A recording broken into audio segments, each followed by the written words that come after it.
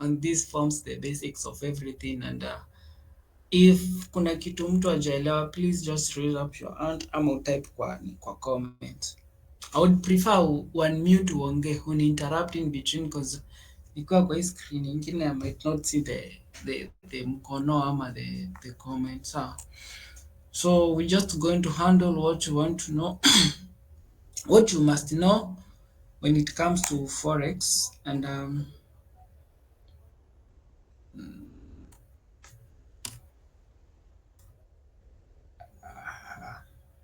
just a minute.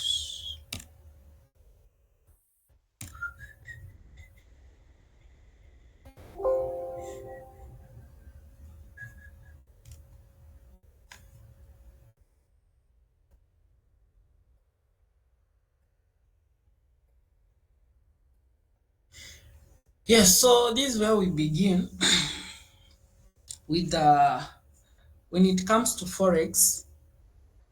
It's so simple. It's simply a short form of foreign exchange. Foreign exchange. Foreign exchange. Simply, that's the meaning of forex. And this is basically the global market where one currency is exchanged against each other. For example, I'll say when you're converting dollar to Kenya shillings, what you have just done is forex. It's that simple. Like you are converting one currency against another. That process, hiyo ati kuuza dola ama kununua dola, you have simply done what we call forex. Is that simple. And what is currency? Currency, we all know, is just that medium of exchange. That medium of exchange. For example, the Kenya shillings, that's a currency for Kenya nation as a nation. USD is the currency. Dollar, United States dollar, USD. So currency is basically that medium of exchange, that money is what is currency. So when you say forex is the exchange of one currency to another, it's that conversion, converting one currency to another, right? Yes. So now that you've learned what is currency, so in forex, since we are exchanging between one currency to another, you are converting. Exchanging is just another word for converting one currency to another. The two currencies that are being converted from one to another, we call that currency pairs, because they are quoted in pairs, in that they are quoted in two, the currency which we are exchanging against another.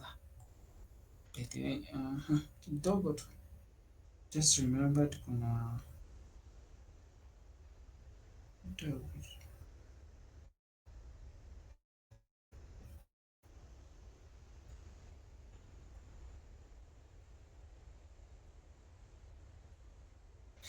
yes. So let me exit the full screen first. Oh. So I was talking about these currency pairs. They are the two currencies that are being traded in a forex transaction. And I've talked about I believe you guys mko na kitabu, because kuna vitu nitaongea maybe hazijakuwa explained kwa notes. Then I believe pia mkisoma mlikuwa mnaona notes. Kuna notes ziko huku chini. Huku. Hizi ziko huku chini hivi.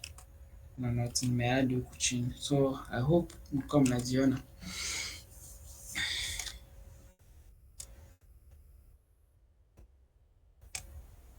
Yes, so I was talking about the currency pair, and I have said that currency pair, they are just the two currencies that have been quoted together, the two currencies that you are trading. And I repeat the example of Kenya shillings na United States dollar. So you quote them as pair, KSH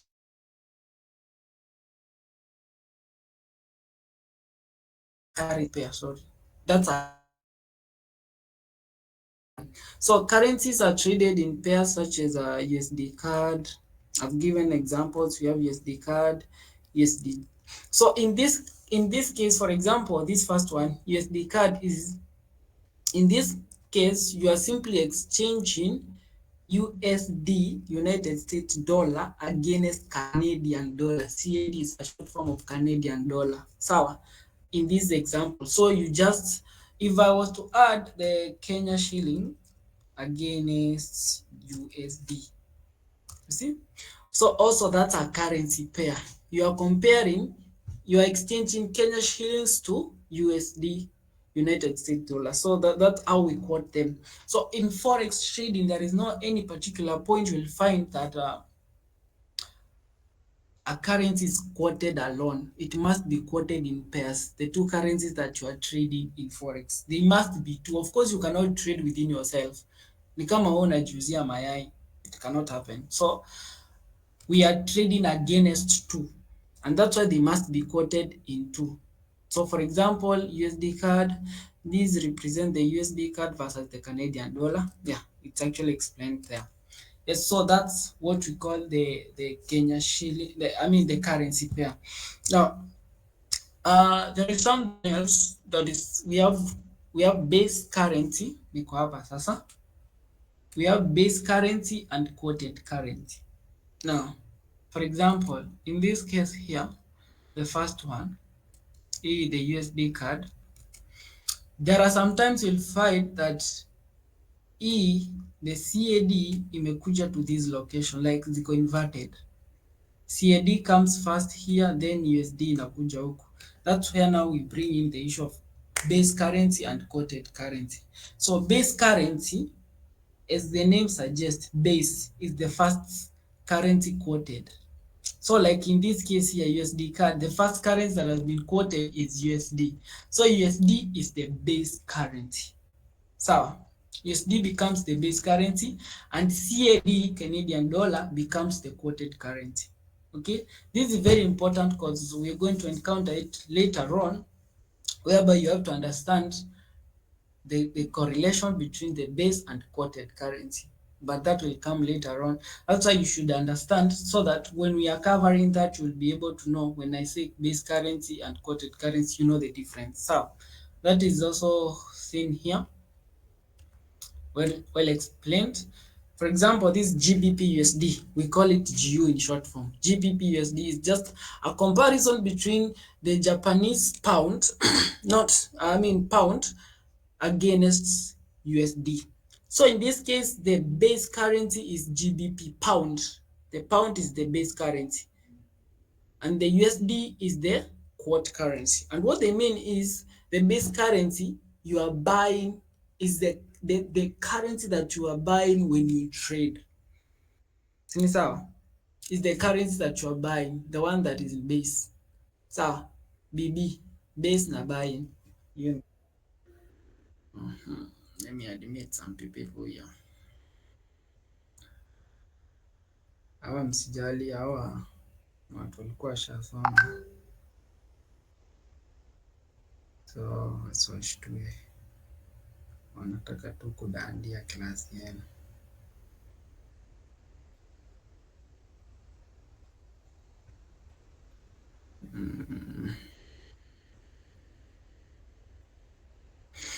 Yes, so the base currency is the currency that you are buying. Ni sawa? The currency that you are buying. The second currency is the currency that you are selling.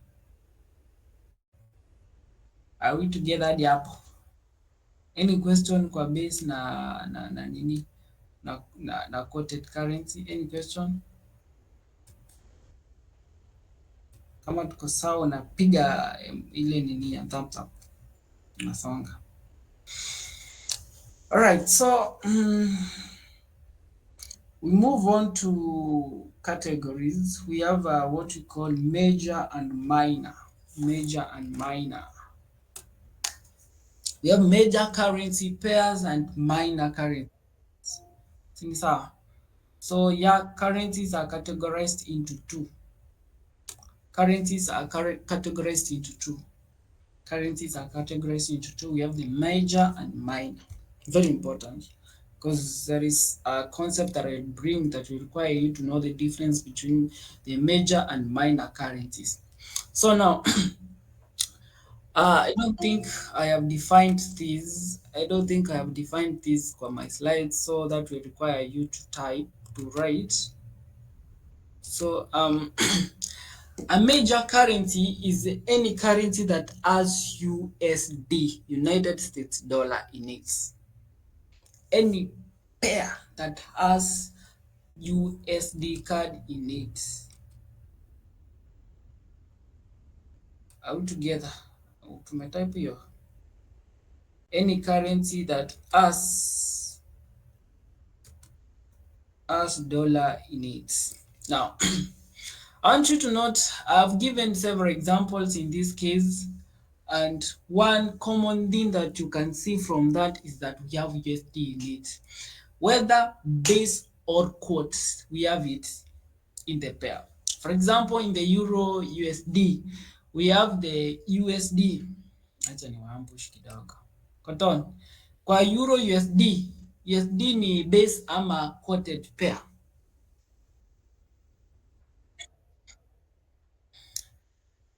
We have learned about quoted na base currency, right? For Euro USD, in this case,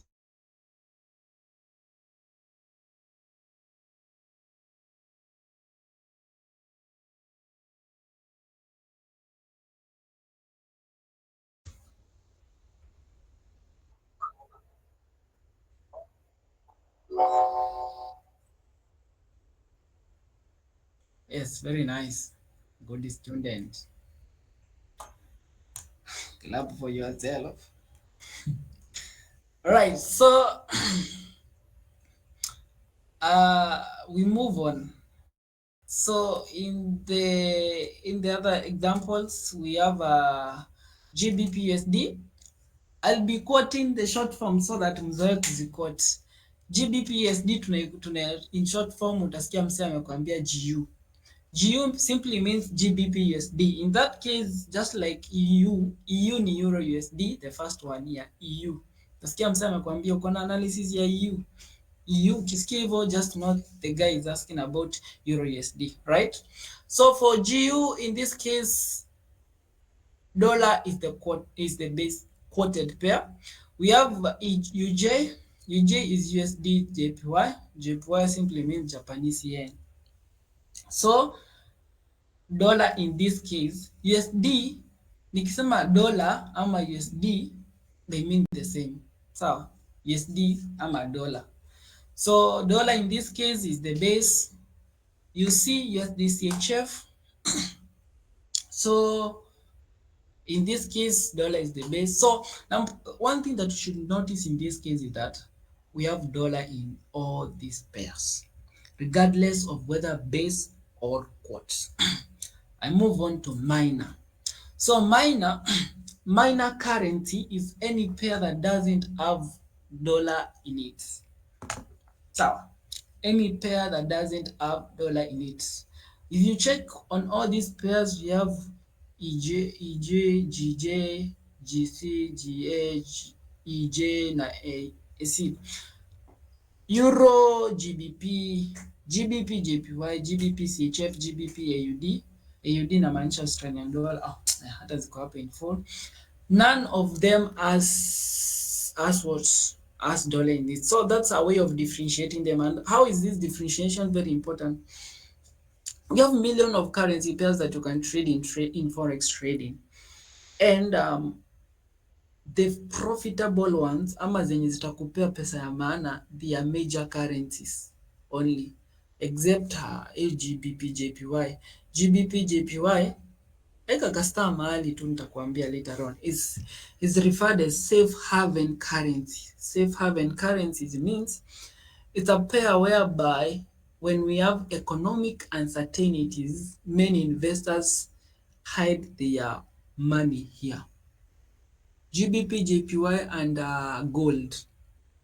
These are pairs that are called safe haven currencies. For example, kukiwa na war, anytime kuna war, that information is very important because anytime kuna war, will have this safe haven currency shooting up because their demand imeenda juu. And when demand goes up, we have a bullish pressure. sorry for using the word bullish before I introduce you to it. I'll introduce you to it below here, because we have a lot of buying pressure. So in this case, we have safe haven currencies moving crazily. And one thing with forex trading, for you to make money, we must have volumes. Volumes bring volatility. In layman's language, when I say volatility, I mean we have market moving, like momentum. We have momentum for markets. Market moves. We have that momentum. Yes, so that's the difference between between the two types of currency pairs. We started by introducing what is currency. We introduced currency pairs. Now we know the two types of currency pairs. So let's move on to some few things here which are also important. Most of the times you'll hear me tell you go long or go short. And these are two terms then you'll oftenly hear me mention them. So when I say go long, I simply mean you buy. I know kwa notes sijaandika hivyo, but I'll explain. So unaweza andika tu going long, buy. Going short means sell. Okay? So when you buy, it means you're expecting that currency to increase in volume. So you want to ride the wave. Like you want to buy is the volume, the value of that currency increases. So you are moving with the direction of the market. Because if the value is increasing, it means the candlesticks will go up. So when I tell you to go short, I'm simply meaning you sell, meaning I expect the value of that currency to decrease in value.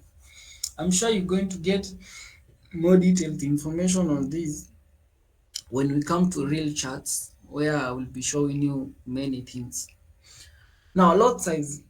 Now hii lot size nataka kuweke star. Weka star somewhere. I'm not going to explain it now because it's a bit hard to explain it now before I lay down some groundwork. So, yes, but very soon you will be able to know what I mean by lot size. Kuna mtu nilikuwa I don't know nani nilikuwa naonyesha how to calculate paper value. I think ni Fancy. Si ndio? Ni Fancy. Yeah. So when it comes to calculating all that, you calculate. There is a formula that you use, and it requires you to have an understanding of what is lot size. So I pin that. Pin your mahali. I'll come back there. Then now we go to bears and bulls. This is very important, and it has correlation with going short and going low and going long. So pay attention as I explain this. Bears, it means that the currency will decrease in value. Kwa going short na going long, wapi currency ina decrease in value? Fancy tujibu hiyo? Going short. Going short. So what it means is when the market we expect the currency to decrease in value, it means the bears, put in bracket the sellers, are in control. Bears means sellers. Yeah, ni too fancy word for kuita sellers. It's that simple. So when bears are in control, what do? We go short. I have explained that going short means selling, because bears are in control. Bears are what? Are sellers. Sijui kama click that correlation. For bulls, it means the buyers are in control. And when we talked about going long, it means the value in increase. So bulls believe that values will increase in value. The currency will increase in value. Is that clear? So when I tell you to go long, it means the bulls stroke the buyers are in control. I want to hear from you kama your correlation imeeleweka. ama nirudie? Anyone? Ama tuko sawa? The necessary ndo tusonge.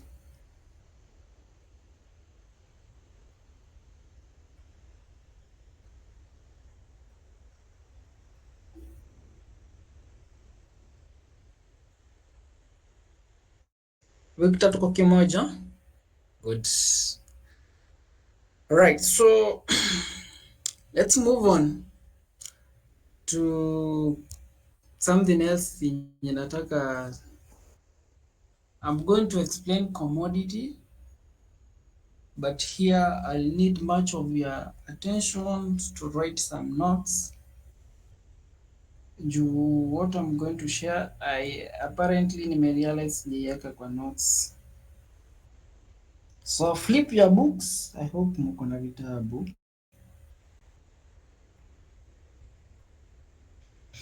What do we trade in Forex? What do we trade? There are many things that we can trade in Forex. So I just want to share with you so that mnajua what we trade in Forex. So that amtaona tu ni kuuza currencies. Number one thing that we trade, like I have said, is currencies. We trade currencies. And currencies is what I've just said, just that sale of one currency to another. And we have said under currencies we can trade either the major ama minor currencies. We have given several examples: GU, GBP USD, GBP JPY, Euro USD, and all that. That's number one. Number two, you can trade what we call commodity. That's why nimeleta hapa juu kuna commodity hapa. We can trade commodity, and commodity is just by what you understand.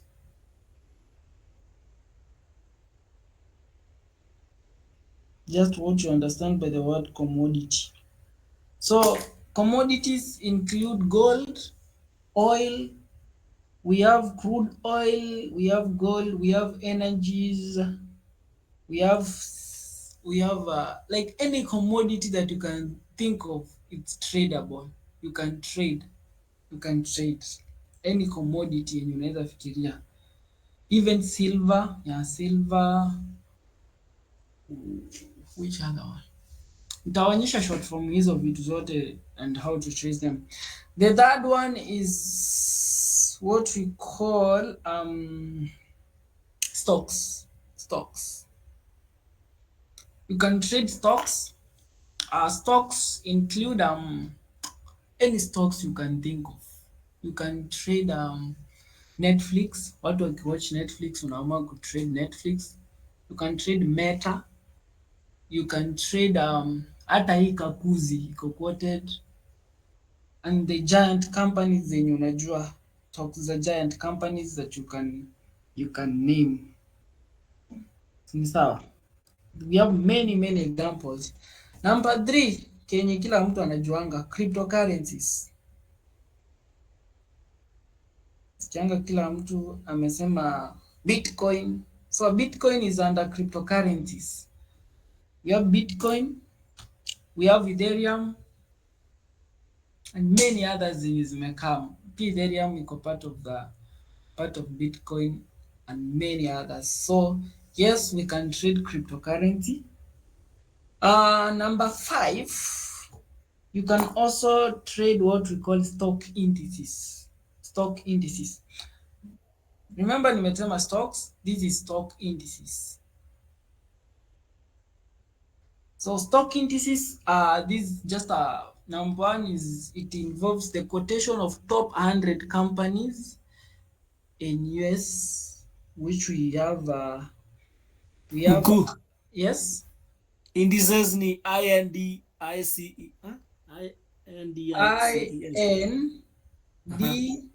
INDICES. Safi. Mi ni Mkamba, najua naweza tamka vibaya. Yes, stock indices which we have said, kuna moja inaitwa NAS 100, AS caps zote. It's an abbreviation, sijui inamaanisha nini in full. We have DAX 30. DAX 30 stroke German 30. DAX 30 ni currency ya Germany but iko labeled under stock indices. Yes. So DAX 30 ama German 30 it's the same thing. Then we have US 500, all that under stock indices. Yes, so those are some of the major things that we trade. Sija mention zote, zingine maybe nimesahau. So those are the major things that we trade. So ukisikia mtu akikwambia anafanya forex, please know that that person could just be a stock seller ama stock buyer ama stock advisor. If you hear someone anakwambia anafanya forex, maybe anauza cryptocurrency, maybe anauza Bitcoin, si lazima akuwe actively trading. Kuna wale wanabaingi Bitcoin and they hold it. For example, tumekuwa tukihold Bitcoin since 2020. Abai. We have a portfolio for that. I'm still trading forex but nilibuy na nikasahau. Unaona? So forex is very wide. Very, very wide. Right? Yes, so those are some of the things that we trade. Commodity, najua kuna watu wengi umesikia, mimi na trading gold peke yake. Gold is just an example of commodity. It's not even crypto, it's not even currency, it's just a commodity. Silver, oil and all that. Sawa. Yes, go ahead.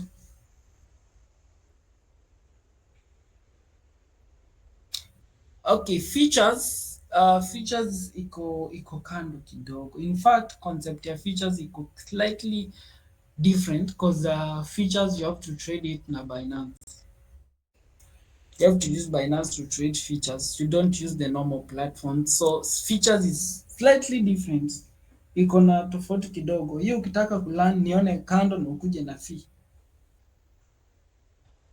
Mtoe sadaka. Sawa. Cabbage nono. Right, so now let's move on. So in this case I realized kwa slides zangu nimeomit something hapa kwa hiyo correlation kwa commodity, so I only covered commodity. So commodity is just raw material, agricultural products, gold, oil, silver and all those. That's commodity. It's here just to tell you just the things that we trade in forex. Then unaona mali nilikwambia upin lot size, pin ya correlation pia. In fact correlation tunasomanga huko mwisho kabisa. Kama fancy mnakumbuka tulisoma huko mwisho kabisa. Hata nishachoka na kuwafunza. Anyway. Yes, so correlation tutaisoma huko mwisho kabisa. I'll tell you. So tukisoma correlation, that's where the concept of base na quoted pair come in. So you should never forget the difference between the base and the quoted pair. Good. Now, very important. Let's pay attention on this. Now, we have what we call fundamental analysis and technical analysis. All right. I'll start with technical. And I want you to pay attention on this because I'm not sure kama iko kwa notes. Nimeanza na hii nimesahau na hii but tutarudi hapa. So technical analysis is very important, and now technical analysis it's basically involves you studying the chart patterns and making decision based on the chart patterns. So you just study the chart pattern, because one thing about the charts, they repeat themselves. It's just the same thing. Why?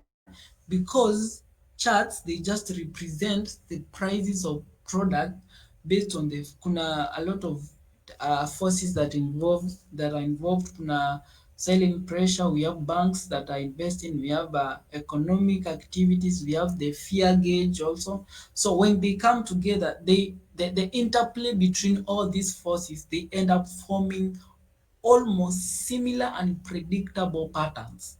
So the process of studying that pattern so that you make a decision whether to go long or short. Now you understand what I mean by going long and short. it can be predicted. Sasa, and when it comes to technical analysis, wahenga na wahenguzi wame come up na different strategies on how to do technical analysis, and that's why now I'm going to explain to you here why I was saying nikitumia video, please don't spend time ukienda like ukisikiza watu wengi utapigiwa jaba na utakam confused. Just stick to what I tell you. It's the right thing. In fact, it's the best. So now, when it comes to technical analysis, we have different strategies that people have come up with. You can even write them down. Number one, we have what we call smart money concepts. SMC. Smart money concepts. I know umeandika hiyo. Number two, we have what we call ICT. Usiniulize in full, you hate it. ICT. Number three, we have what we call Elliott wave. We have Elliott wave. Na kuna mwingine juzi nimesikia akisema yake inaitwa Holy Ghost. So like watu wana come up na different ways of doing technical analysis. So for us, we are only going to focus on SMC, smart money concept. Please bold that, underline that. That is the only technical analysis that we are going to stick to. So ukienda online uanze kufunzwa ICT, Holy Ghost, Holy Spirit, watu wako na majina mingi na wako na mambo mingi. Kuna mwingine alisema aliongeleshwa na Mungu akaonyeshwa vile atafanya. Ni sawa, we respect that. So for us, I'm going to teach you on SMC, smart money concept. Now, the reason I'm teaching you this is because unaona hizo zote nimewaambia, zingine nilizisoma zote nikazijaribu. In fact, I wasted a whole year learning Elliott wave. I'm not saying it doesn't work, but number one, it is very hard. Number two, complicated. Number three, difficult. Number four, useless. So smart money concept is the best, and that's what I'm going to teach you.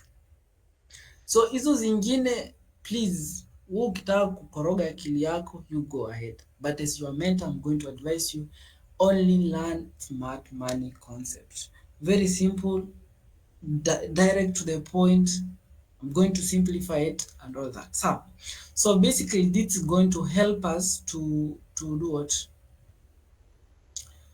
To analyze the chart pattern and then make decision on whether to go long or short. Simple. Sawa. And I have a course outline on the same. Let me share it to group. I forgot to share it. Right. I think Victor nikutumia ndo. Acha nitume kwa. Hiyo ulikuwa umenitumia. Let me share it to group.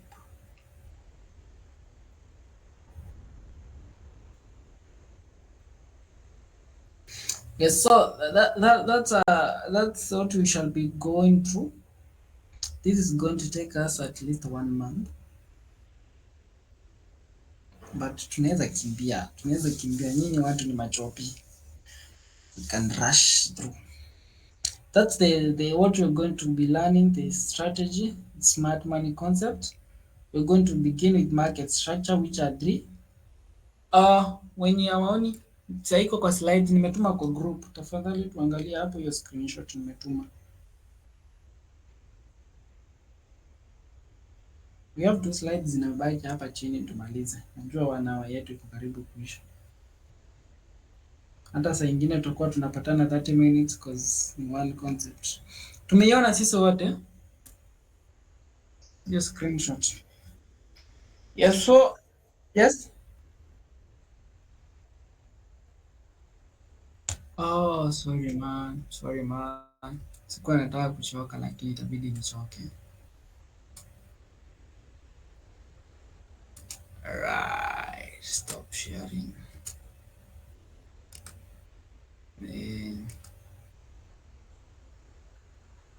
wapi sasa? Eh, nitashare WhatsApp yangu. Sawa.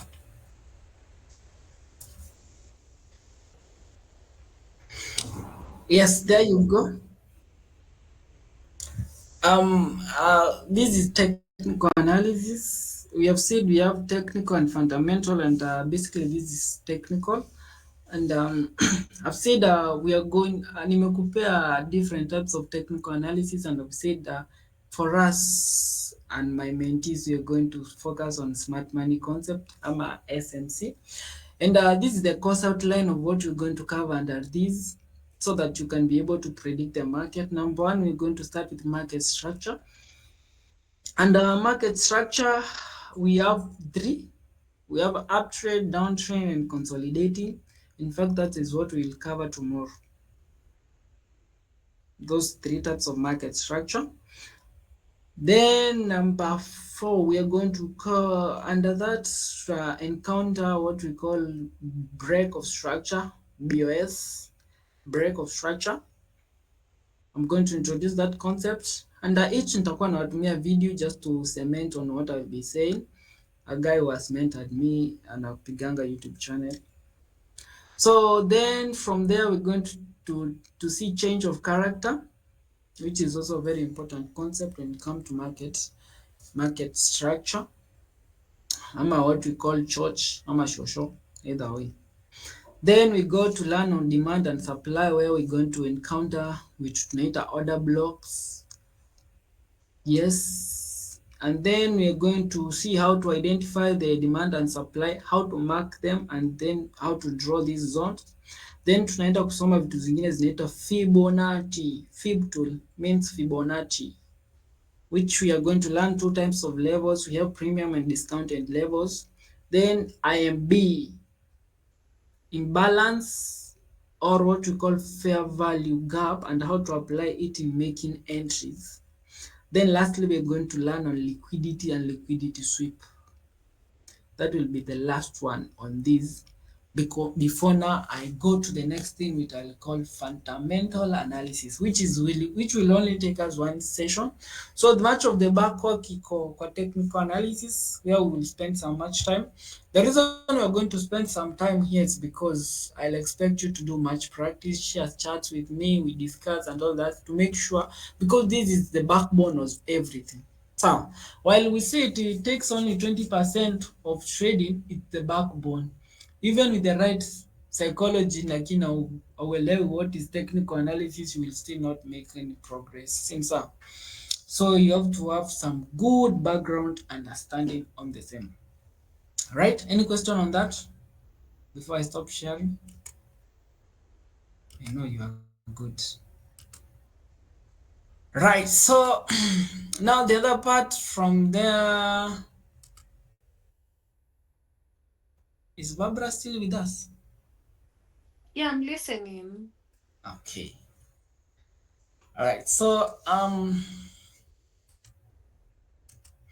Irene na Fancy tuko pamoja? Yeah. So yeah, we go the other thing, so tutaenda kwa fundamental, which I've said it's just gonna take us one, two sessions.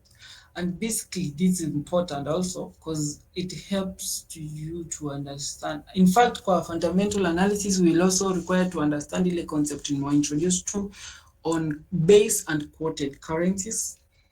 We are going to I'm going to show you how they correlate with fundamental analysis. Now fundamental analysis ni vitu kama hizo vita zinaendelea, like any economic catalysts that affects the currency. For example, utapata sijui Kenya kama hizo vitu fanyika, whereby we have increase in interest rates just to control the money in circulation, so that will affect the value of the currency, so that will help you also in making decisions. We have kama vile nimewambia safe haven currencies. When we have crisis, you see it's going to affect those safe haven currencies and affect negatively the other currencies. We also have news kuna news vinakujanga every month, kama we have CPI which means Consumer Price Index, we have PPI price index, we have what we call FMC, we have NFP, all those. I'm going to show you that, and when they happen, the time, and how they affect the currency. So all those information, you must now bring them on board alongside technical analysis, alongside your psychology, for you to make the right decision in trading. Right? So all those things, we are going to learn them, and then we are going to implement them together and see how they work together for your good. Sawa? Right. Now we go to, nilikuwa nimesahau na hii day trader na day trading. So we have three types of traders. I know some of us, in fact most of us, we are employed.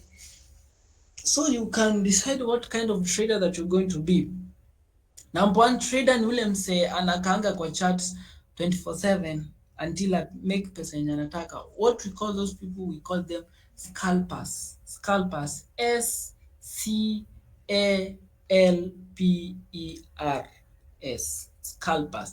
Scalpers, they just target a very small movement to make crazy amount of money, and they are out of market. So wana target a small movement only. So that tells you they just have to stay in the market, watch charts, and make the right decision. So they spend most of the time on the screen. Scalpers, they use lower time frames. Avoid kutumia your time frame because of amjelewa hiyo, but I'll introduce you to that. Now we have day trading. Day trading is the noun, day trader is the person. Day trader ni huyo mtu ni noun. Day trading is the act, the verb. Yes, day trading is the verb, the act. Day trader is the person, the noun. Yes. So a day trader is a person who holds a trade for a short period of time, opening and closing within the same day, just like the word states. So for a day trader, have to analyze the market fundamental, conduct the fundamental and technical analysis in the morning, see where to enter, they place their trades, they take profit, and then leave the market to do its thing. So their trades are meant to last them within 1 day, at most 2. That's a day trader. So number 3 type of trader is what we call swing. SWING, swing trader. Now hawa ni mabazu. Bazu ni ule mse ata analyze chart once in a week, a played trade that is going to run through the week. Like you don't have to check the market every day. In fact, we have some traders who holding means leaving the trade open and running for almost a month. So we call those swing traders. They hold trades for more than a week. So you just take a trade and let it run for almost a month, a month or 2. Those kind of people, they don't have to stay in charts. They wanafanya vitu zingine. They just make money in trading by doing that. So based on your schedule and all that, you can decide what kind of trader you want to be. Right? Yes. And the kind of trader that you want to be dictated by the time frame that you are analyzing your market. So for scalpers, uta realize they focus mostly 15 minutes na kushuka. 15, 5, 1 na second minutes. For day traders, they focus from 4 hours, 1 hour, 15 minutes.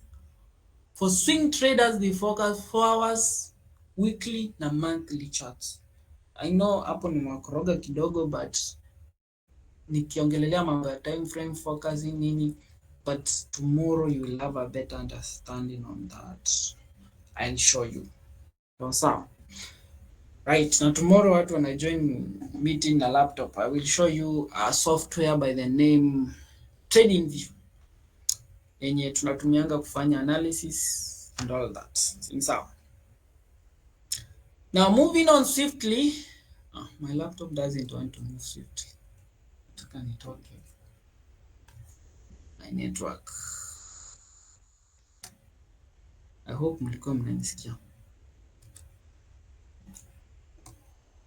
Yes, so we have position, pips, spread, and leverage. Much of these I'm going to tell you to pin. Number one, we have position. Position is just the number of trades that you've taken. If you are taking GBP USD, unachukua ngapi? Ni mbili ama ni moja? Ni sawa? Pips, spread na leverage, please let's hold on them. Nikielezea sahii labda mtaget, but kesho na kesho kutwa mtakuwa mnaweza get. Sawa? Yes. Spread nini. But I'm sure hata ukisoma unaelewa, but I'm going to explain that. Yes, so this is the last slide. You can be happy now. Put on.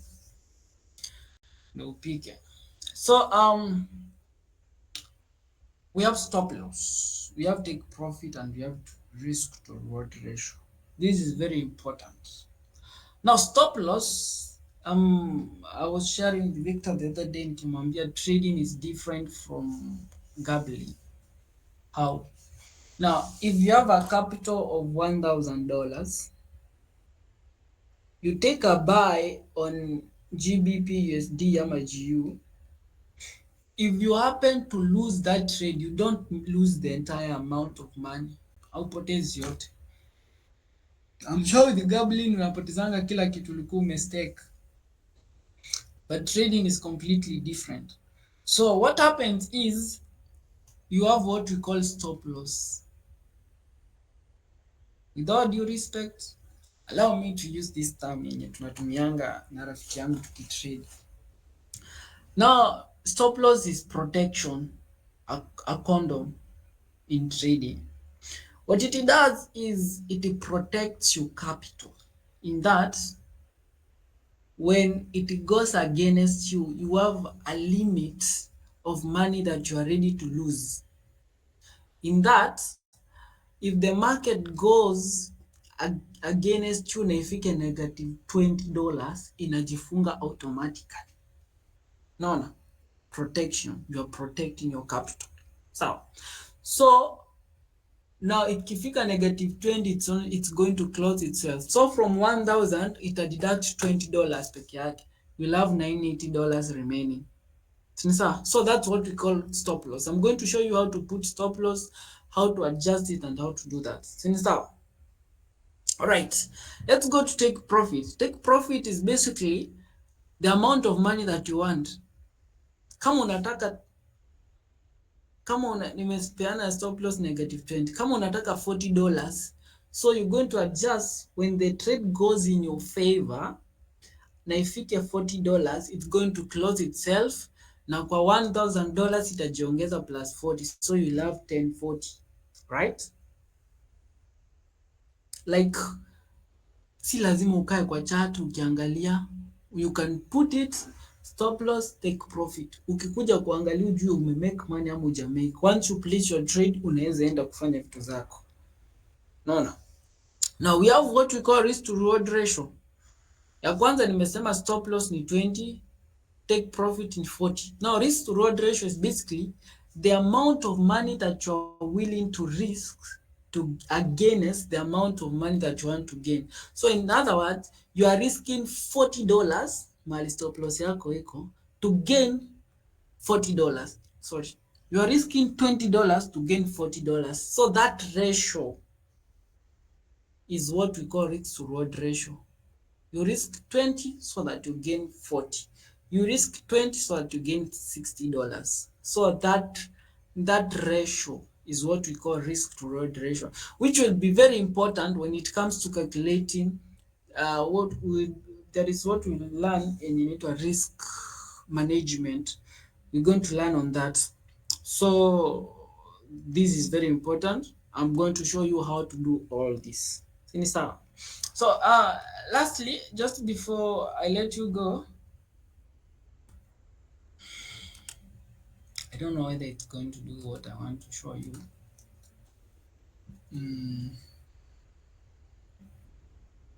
I'm sorry guys for keeping you past time, lakini pia nyinyi mmeharibu time yangu mkijiintroduce. So kidogo tu, my network is so poor, it's loading.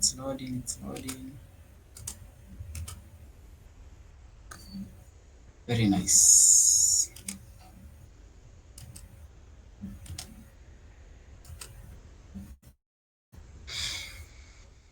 Alright, so mbele yenu ni chat. This is hizi vitu ndio tutakuwa tuna interact na. So this is a software which is called TradingView. TradingView is the software that we use to analyze the market. For example, what I'm displaying here, ukiangalia kwa watermark is GBP USD. Nani? Nyambush nani? Don. GBP USD ni major ama ni minor currency? Ni major currency. Very nice. These are major currency. So that wasn't the main aim ya kuonyesha hii. It was just to tell you this is the software that you're going to be interacting with, and I expect you to start learning about it. So the number one step that I'll do tomorrow, I'll share a video now. I'll just go be helping you tomorrow set this software, show you some of the basic features that we're going to be using, show you how to search for all those pairs. Tumeongelelea pairs mingi hapa. Tumeongelelea gold, tumeongelelea DAX, German 30, tumeongelelea crypto, Bitcoin. So I'll be showing you all that tomorrow. Show you the few pairs that we shall be using. So basically I'm going to share you with you what we call, okay, cotton kidogo tu. What we're going to be the software, share video, watch the video, practice kidogo, kesho I elaborate on the same. Practice na nyinyi kidogo. So session ya kesho itakuwa mrefu. I will be showing you this software because it's the software that you must learn how to maneuver nayo and all that. At first inaweza kuwa challenging kidogo tu, but the more you interact with it, the easier it becomes, right? Yes, so I'll share with you a tutorial on how to use it. Set your account tomorrow. We kickstart here before tuanze market structure ile nimeonyesha. That's all for today. Cotton, tuambie, naweza acha recording sasa?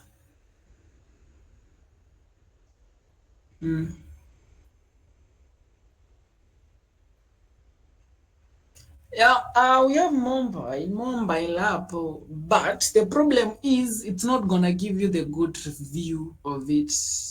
Kama mobile app katakuonyesha haka ka session peke yake. Let me show you. Mobile app ukifungua itakuonyesha haka ka session peke yake hapo hivyo hadi hapo. So uone hii yote.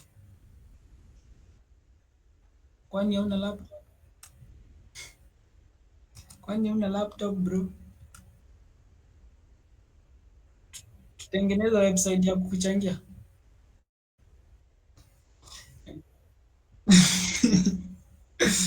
All right, so that's it guys for today. It's been a wrap. Manzi, hii kitu ni fiti. I want to assure you want to get this skill. Very addictive. It's the best thing you can learn.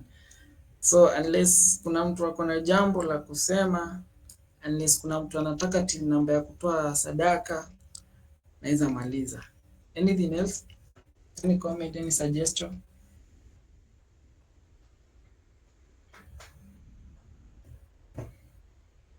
Kama uweki tia dole tuende.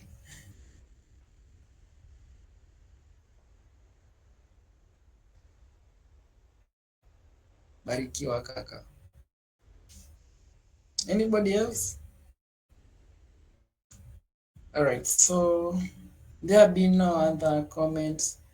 Enjoy your night. See you tomorrow, same time, same place. Anytime, Dawn. Bye.